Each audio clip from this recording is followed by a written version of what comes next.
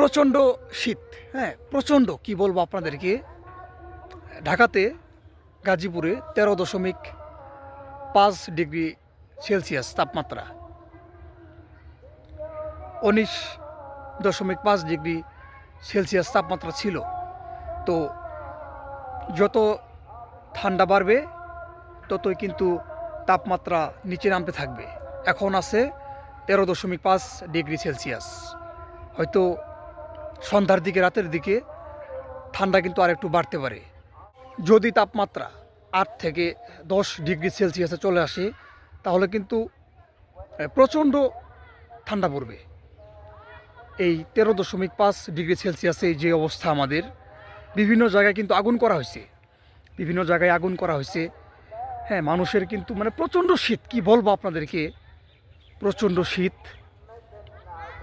মানুষ কিন্তু হ্যাঁ কাজকর্ম করতে পারছে না। আজ আমাদের সাপ্তাহিক ছুটির দিন, শুক্রবার। তো এই 13.5 ডিগ্রি সেলসিয়াসে কিন্তু কিছু মানুষ এই প্রচণ্ড ঠান্ডার মধ্যে রোজগারের জন্য কিন্তু হ্যাঁ বাহিরে কাজ করতে হচ্ছে। কিছুই করার নেই, বাস্তবতা খুবই কঠিন। এই ঠান্ডার মধ্যেও কিন্তু তাদের কাজ করতে হচ্ছে।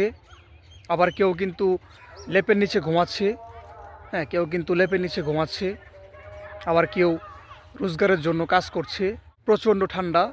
আর এই শীতে এই 13.5 ডিগ্রি সেলসিয়াসে যারা যারা আছে, বয়স্ক মানুষ এবং শিশু, তাদের কিন্তু অনেক কষ্ট হচ্ছে। এই প্রচণ্ড শীতে, প্রচণ্ড ঠান্ডায় তাদের অনেক কষ্ট হচ্ছে।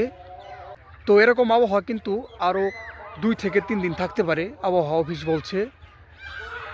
প্রতি বছর প্রতি শীতেই কিন্তু এই তাপমাত্রা এরকম হয়, রোদের দেখা মিলে না, রোদ কিন্তু নাই। হ্যাঁ, কালকে আজকে রোদ নাই, হয়তো 2 থেকে 3 দিন পর রোদের দেখা মিলতে পারে। তো প্রচণ্ড ঠান্ডা। তো সবাই বিভিন্ন জায়গায় আগুন করা হয়েছে। তো আপনারা সবাই ভালো থাকেন, ঘরের মধ্যে থাকেন, সবাই শীতের পোশাক পরেন। আর মুরব্বী যারা আছে তাদেরকে আপনারা আগুন করেন, হ্যাঁ বিভিন্ন জায়গায় আগুন করে মুরব্বী যারা আছে তাদেরকে নিয়ে আপনারা আগুনের কাছে থাকেন, শীতের পোশাক পরেন, গরম পানি খান, সবাই চা খাবেন, গরম পানি খাবেন, সবাই ঘরের মধ্যে অবস্থান করেন। আর এই শীতের মধ্যে যাদের রোজগারের জন্য কাজ করতে হচ্ছে, বাস্তবতা খুবই কঠিন, তাদের জন্য খুবই খারাপ লাগে, তাদের জন্য খারাপ লাগে খুবই। তো সবাই ভালো থাকবেন। আসসালামু আলাইকুম।